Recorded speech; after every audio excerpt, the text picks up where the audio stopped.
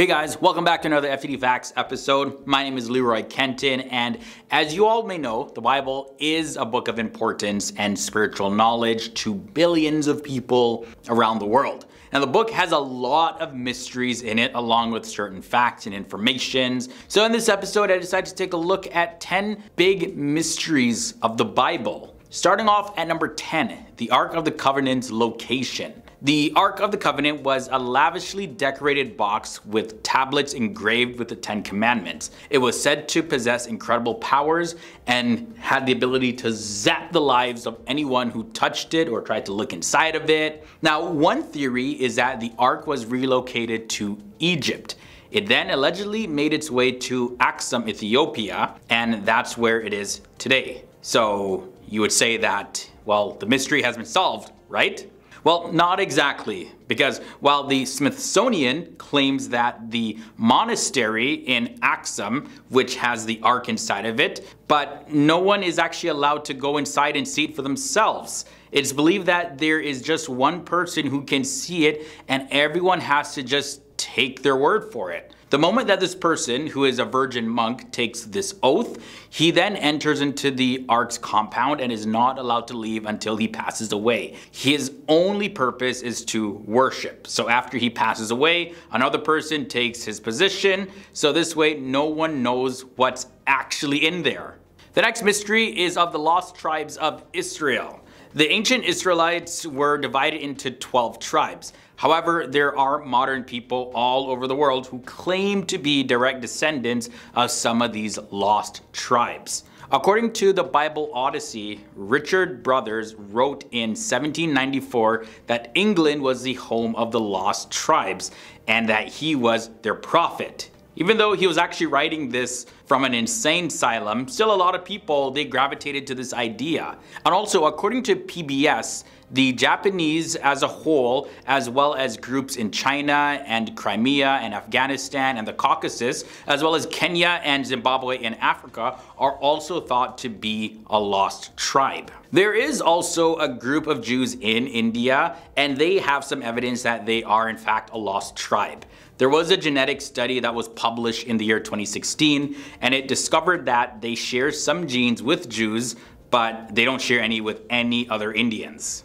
Moving on to number 8, where is the Holy Grail? Even though it actually defies some sort of logic to try and save a cup that was used by Jesus at the last Passover meal, well, people always have been fascinated with the idea of the Holy Grail.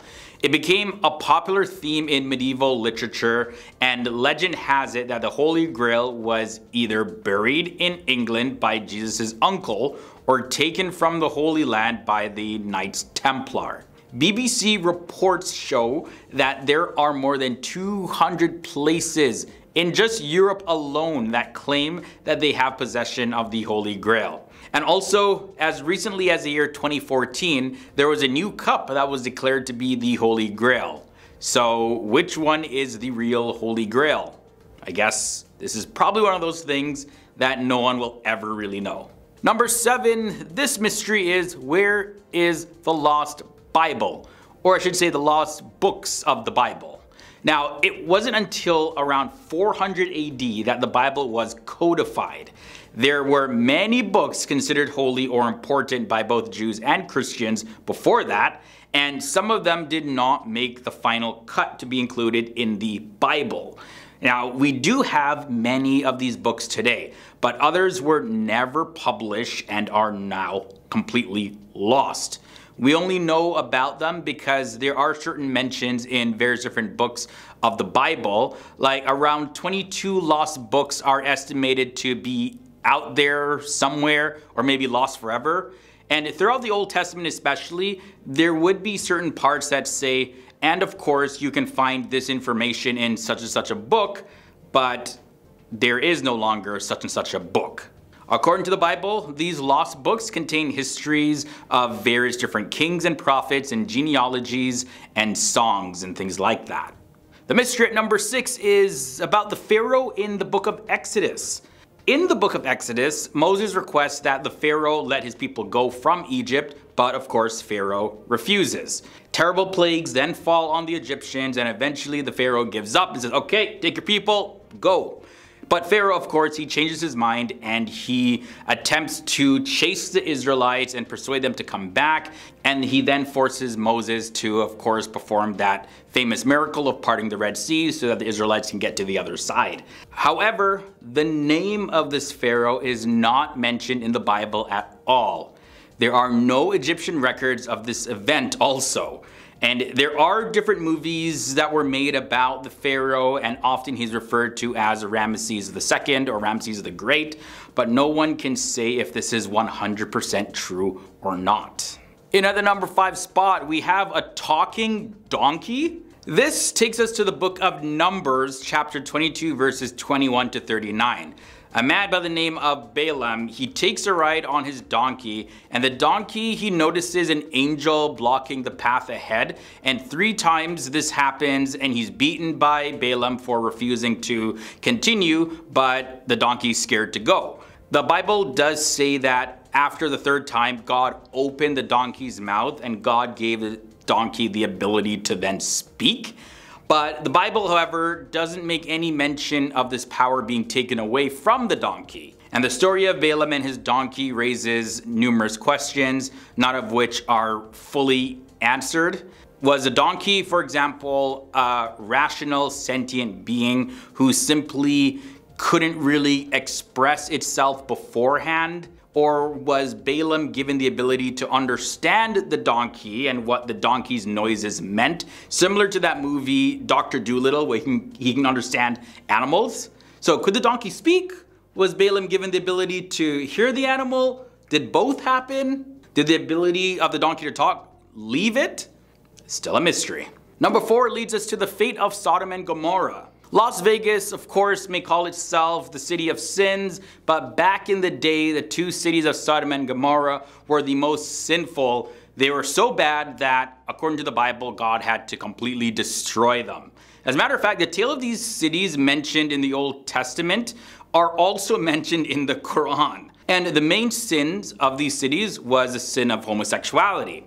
But we don't know where on earth that these 2 cities actually were located in, or whatever happened to the people there. According to Britannica.com, Sodom and Gomorrah are possibly located under or adjacent to the shallow waters south of Al-Lisan, which is a former peninsula in the central part of the Dead Sea in Israel. So the Bible records say that all the people were completely destroyed and gone, but did people live there after that? And where exactly were these cities located? The next mystery is, can the witches raise the dead? According to Leviticus 19:31, witches will defile people, and there's other verses that emphasize that they are evil, they're controlled by Satan and all of that.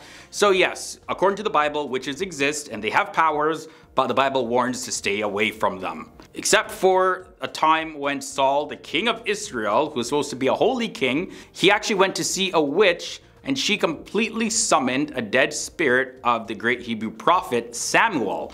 Some say that it was a demon disguising himself as a prophet Samuel, or was it? The mystery at number 2 involves Gog and Magog.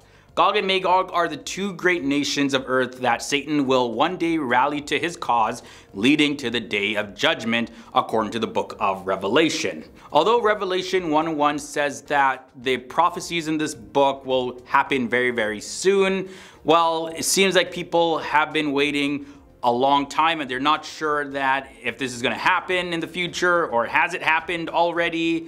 Either way, one of the most popular legends associated with Gog and Magog is that of Alexander's Gate. It's said to have been built by Alexander the Great to imprison these uncivilized and barbaric people of Gog and Magog until the end of time. And that's when this wall will be broken down and they will wreak havoc on Earth. So is this something that's going to happen in the future? Or not? Is it happening? Who are the people of Gog and Magog? Where is Gog and Magog? So many mysteries around that. The mystery in at the number 1 spot is the Nephilim. Did they die in the flood? The common belief is that the Nephilim were created by the union of the sons of God and the daughters of men, according to Genesis chapter 6, and the King James Version of the Bible calls them giants. God destroys the entire earth in a flood, drowning everyone that isn't in Noah's ark. But the Bible in later books includes a report on nearby land that some of the Israelites visited where the Nephilim still live. And they have grown so large that the Israelites appear to them as grasshoppers. So it is still unknown if there are Nephilim still roaming the world in the form of giants. And if they were, well, weren't they killed in the flood? Alright guys, this brings us to the end of another episode. This was a look at 10 big mysteries of the Bible. I'm curious to know your thoughts and comments down below. Which of these mysteries did you find the most intriguing? If you did enjoy this one, don't forget to leave a big thumbs up. Until next time guys, stay awesome, stay educated, and I'll see you in another episode.